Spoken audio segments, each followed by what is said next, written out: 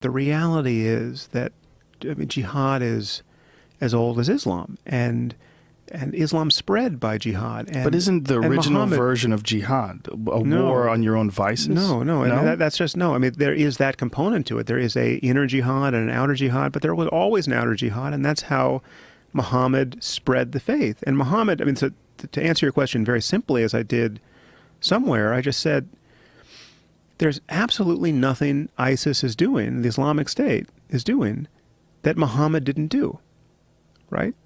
I mean, I think I said, good luck finding something significant, that's some difference between them.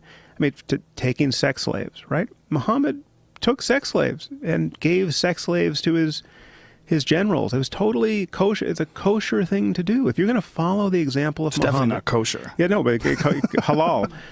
I mean, if you're going to follow Muhammad's example, which is a real is perhaps the main lens through which you have to look at this. I mean, there's just what's in the Quran, and there's what's in the Hadith, the larger literature, and there's the example of Muhammad, which is attested to in both those literatures and in the early biographies about him.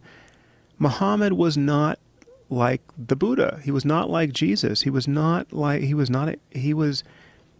a conquering warlord who succeeded, right? And that is an example that is very different from the example of a guy who got crucified, or the example of a guy who spent his life meditating and then teaching, right? If the Buddha had been lopping heads off, at every sermon and advocating, just talking endlessly about when to kill people and how many people to kill and, how to treat your sex slaves, if that was just strewn throughout the Buddha's teaching, I would expect Buddhists to behave exactly the way we see members of ISIS and Al-Qaeda and Al-Shabaab and Boko Haram behave. How to treat your sex slaves? Sure. How many? So yes, you.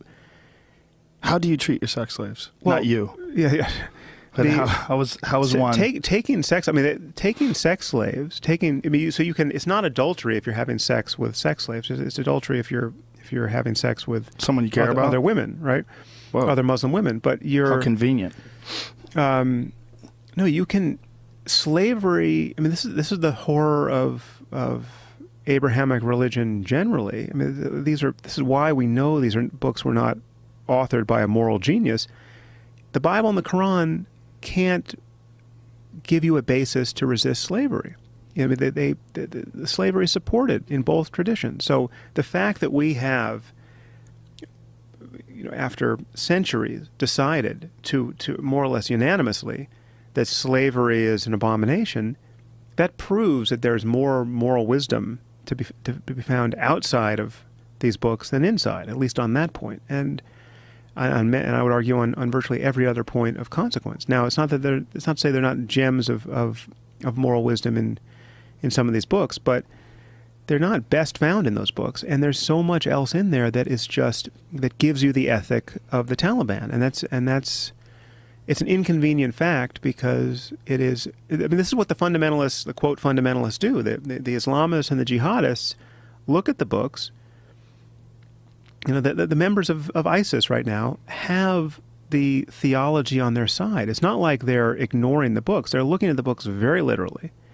And they're saying, what in here, what are we doing that you don't find in the books, essentially? It's like this is just connect the dots. Well, that was one of the videos that you had posted up on your blog that you and I discussed with right. The guy that was standing in front of all those people that was talking about stoning people for adultery or the treatment of homosexuals, and how that this is not radical Islam. This is just Islam. Right. And that was shocking. And that's one of those videos where you post it or you talk about it and you get 1 million people that get upset at you over it. You get 1 million people right. that call you Islamophobic or what have you and get upset about it. And a lot of those are the same people. There was a weird thing that happened after Charlie Hebdo that really kind of freaked me out, where there was a lot of liberals and progressives that were pointing to the callousness of the cartoons as almost a justification for murdering a bunch of cartoonists. Yeah. that, you know, the punching down thing kept being discussed. This weird liberal obsession with the way humor is disseminated, that in somehow or another it justified or at least rationalized the fact that they could just gun down cartoonists. Fucking cartoonists. You're not talking about people that are doing experiments on monkeys or people that are torturing animals. I mean, you're not talking about people that are imprisoning other human beings. You're not talking about people that are, you know, even stopping people from doing anything, just mocking them in cartoon form. And in this case, mocking also Christianity and the Vatican, and many of the things that were interpreted as racist weren't even racist if you understood French or French politics. So it's political correctness and fears about being perceived as a racist, and this notion that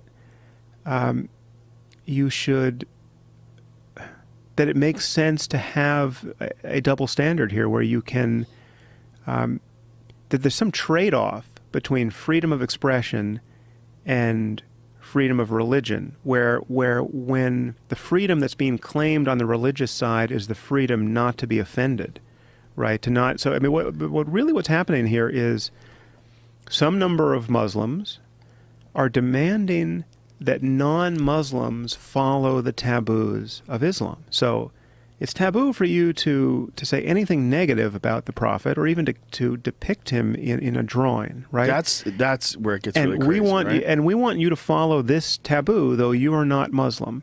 And we feel so strongly about this that we're going to kill you, or make credible threats of killing you, or we're just going to, when people do kill you, we're going to blame you for having gotten yourself killed, for having been so stupid and insensitive by caricaturing the Prophet. And that whole, I mean, that just has to lose. I mean, we have to hold to free speech so unequivocally that all the people over here who think that there's this trade-off between religious sensitivity and free speech just have to realize that they've lost. Because we don't play this game with any other religion. Just think about this analogy I've used before, but the Book of Mormon, right? It just pillories Mormonism. It makes Mormonism look ridiculous, right? What did the Mormons do in response? The Mormons took out ads in Playbill, right? I mean, it was very cute what they did. They took out ads like, if you like the play, you know, come learn the real stuff, right? It was totally civil, good-natured, fine. They're my favorite cult. Right? Yeah. They really are. I like them way more than I even like Scientology, which is my second favorite cult. Right. But Trey Parker and Matt Stone are not looking over their shoulders for the Mormon assassins. But they were about Muslims. Yeah, but briefly, they didn't even, they put Muhammad in a bear suit. It was just a bear, right? And then they had to put the bear suit in a van. Yeah, and then they pulled it off the air. They had to pull it off the air. And it made sense for them to pull it off the air given the actual nature of the threat. And so as I've argued, we have already lost our freedom of speech on this issue, and so on that one individual issue, we've almost the only issue on earth, really. And there are people on the liberal side of this argument who think that is a good thing, that you are a racist to question the decency of that situation, and it's just not true. It's a completely insane doctrine that we should not have to. We should be able to criticize to our heart's content without threats of violence, as we can with every other insane doctrine. Do you think that that's fear? That's a fear of Islam, a fear of retaliation, that they want to be on the side of the others because it's so dangerous, because they are the only religion that will come out and kill you. And these same people I've found that will call people out on being Islamophobic will not say a fucking peep about anti-Christian rhetoric. If you start talking shit about Jesus or mocking Christianity, they never have a word to say about it, because it's not dangerous. Because it's not dangerous to be on that side. I think it's much more just white guilt and political correctness.